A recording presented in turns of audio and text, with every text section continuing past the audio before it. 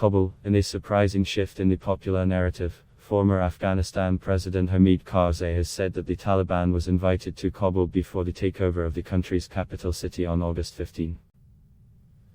Karzai revealed that he had invited the Taliban, who had agreed to wait outside of Kabul, to discuss a negotiated power-sharing agreement, contrary to popular belief that the group had taken over the capital.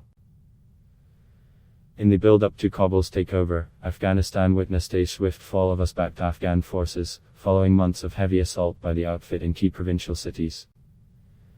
It was a request to come in and protect the population, so that the city doesn't fall into chaos.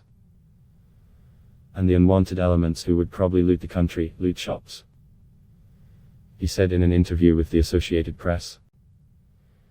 The negotiations with the Taliban to peacefully take over Kabul were to protect the population so that the city don't fall into chaos and the unwanted elements who would probably loot the country, Karzai told the international news agency in an interview that was carried by The Hill. The day the Taliban came into power, they told Karzai that government officials should stay in their place and they would not invade. I and others spoke to various officials and assurances were given to us that, yes, that was the case, that the Americans and the government forces were holding firm to the places and that Kabul would not fall, Karzai said. As negotiations were happening, Afghan President Ashraf Ghani and other government officials left the country, in a move that hindered a peaceful transition agreement, said Karzai, as reported by the Washington-based publication. The former Afghanistan president, who has been at the helm of humanitarian affairs in Afghanistan, has been holding talks with union officials and other stakeholders in the country. Karzai said that the Taliban government must now do all that is necessary within the country to safeguard the interests of all Afghans. The ongoing humanitarian crisis in Afghanistan is threatening basic rights, with women, girls, and civil society among those most affected.